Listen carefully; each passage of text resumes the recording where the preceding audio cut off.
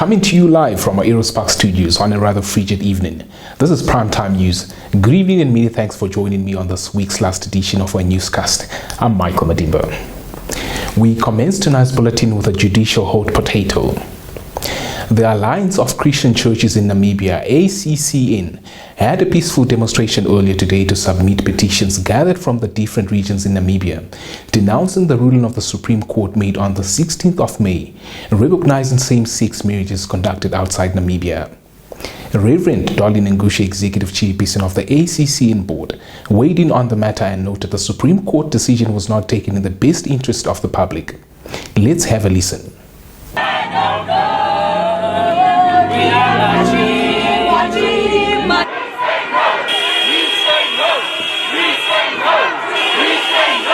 And I have to say that all power shall vest in the people of Namibia, who shall exercise their sovereignty through the democratic institution of the state.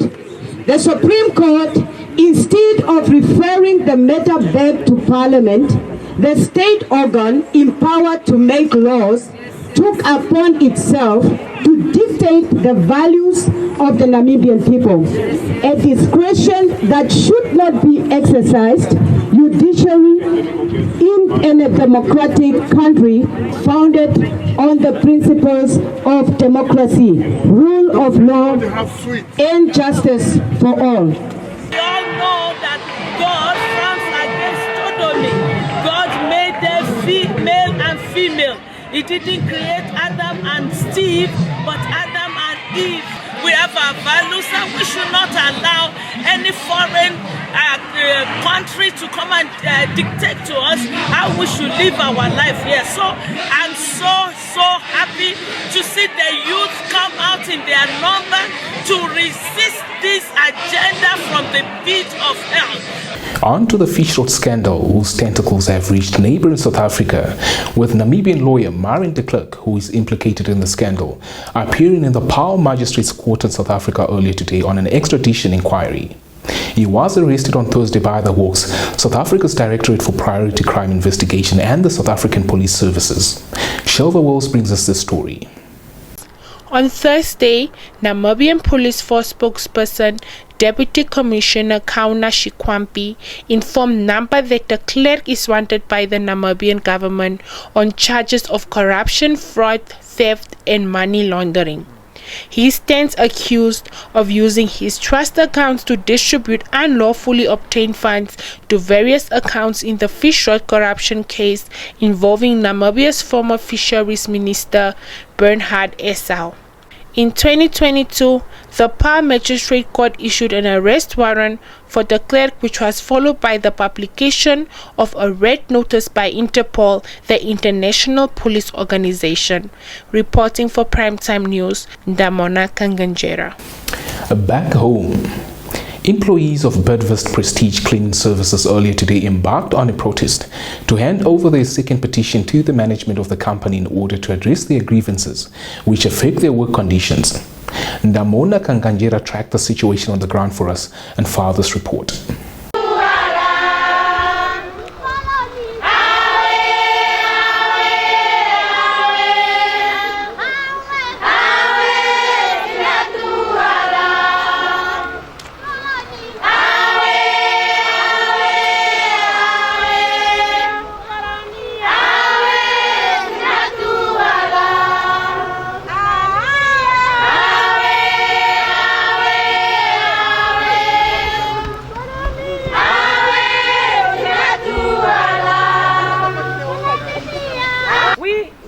Given them enough time to attend to the grievance, but it was ignored at shoot.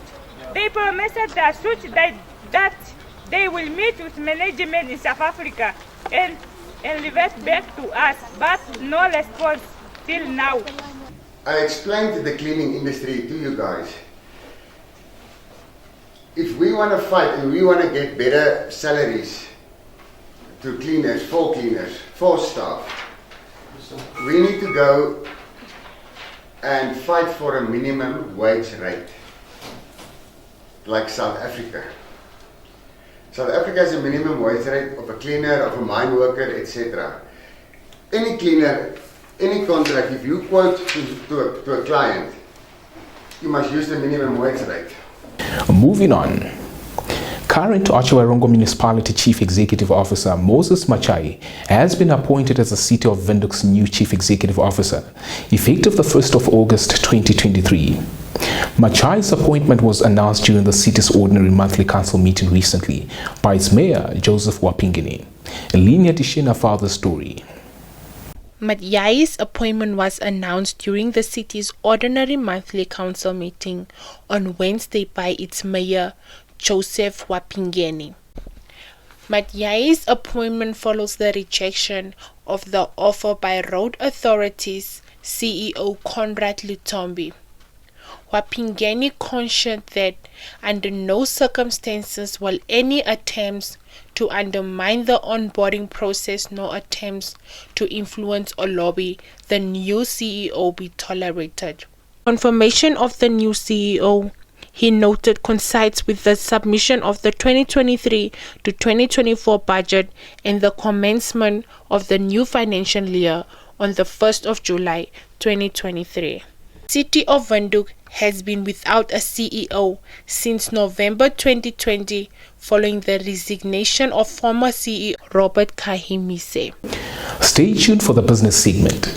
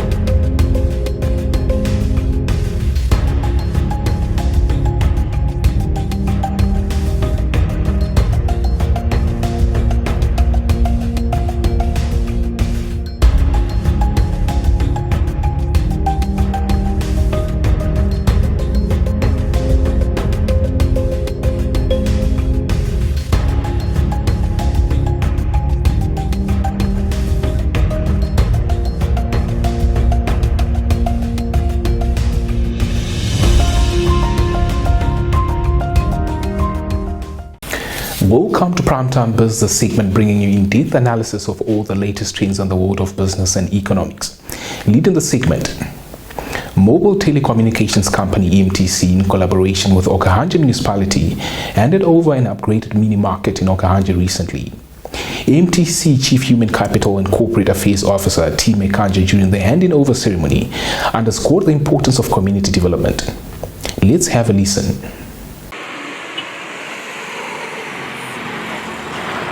But I think the most important thing when it comes to community development is collaboration, communication. There must always be communication between our leaders and the people that we serve. So that once we come and deliver products, we deliver these products at the sort of expectations that will make our people happy.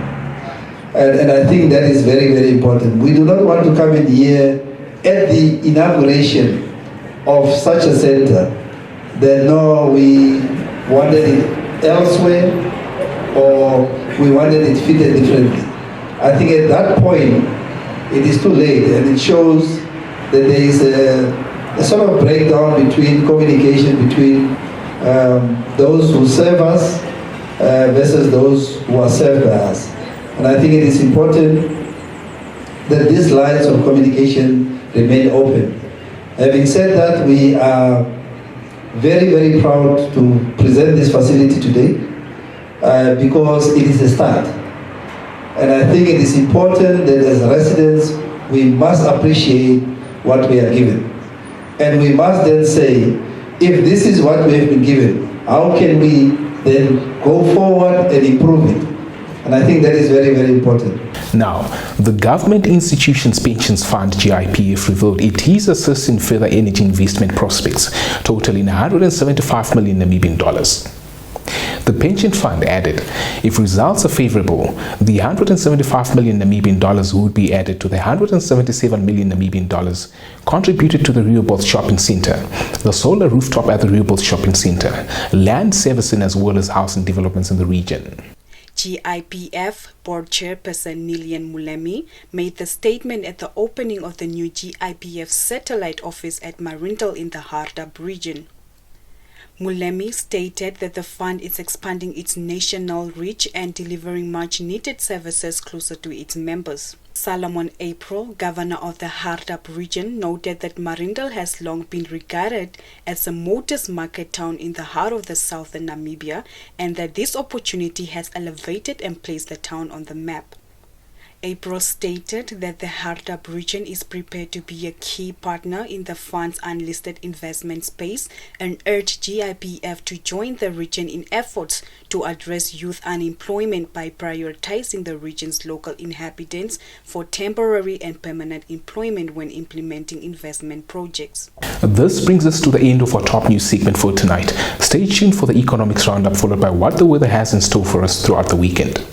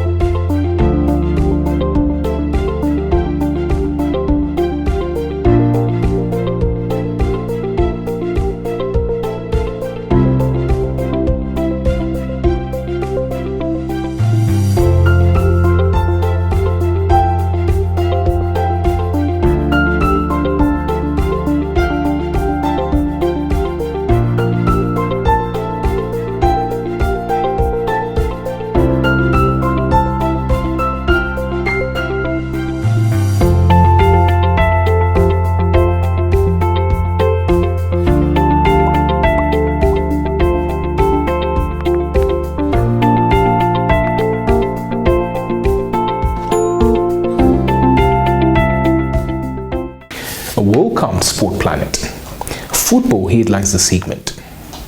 Barcelona coach Xavi Hernandez continues to insist that he wants Lionel Messi to play for the club next season. Speaking to the El Mundo Deportivo newspaper, Xavi spoke about the Argentinian's possible return to Barcelona, despite strong rumors that Messi will play in Saudi Arabia as the Catalan Giants will not be able to fit his wages in their tight wage ceiling. Xavi insisted that the doors are open for Messi, saying he had no doubts about the ability of the player, who will be 36 later this month, to continue at the highest level. It depends on him. For me, there are no doubts. If Leo decides to come, he has the doors open at the football level. I know he will help us, he added. Staying with a beautiful game. The Premier League has joined English refereeing body Professional Game Match Officials Limited in condemning abuse directed at Anthony Taylor after video footage emerged of him being accosted by angry fans at Budapest airport. Now, Taylor and his family can be seen trying to evade a mob who was shouting at him as he traveled home after refereeing Wednesday's Europa League final between Roma and Sevilla in the Hungarian capital. A Premier League spokesperson said it was shocked and appalled by the abuse suffered by Taylor, whilst the body described the incident as unjustified and abhorrent. The Premier League official was criticized for his performance in the final by Roma boss Jose Mourinho during his post-match press conference after the Italian side lost on penalties to Sevilla. Your sports roundup is up next.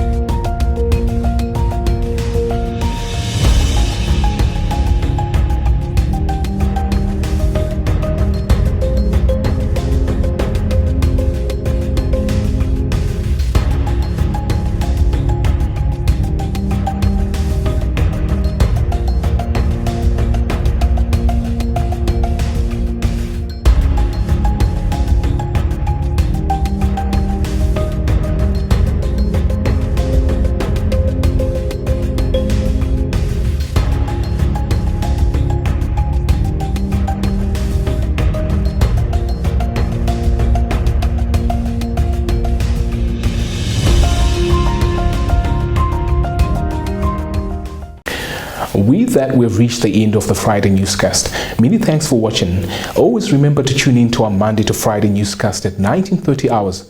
But to be able to do so, ensure you subscribe to our YouTube channel and be guaranteed of the latest developments within and beyond Namibia. Otherwise, catch my colleague Joey Courses as from Monday next week for the latest current affairs updates. From myself, Michael Medimba, and the entire production team, wishing you a cozy weekend. Good night.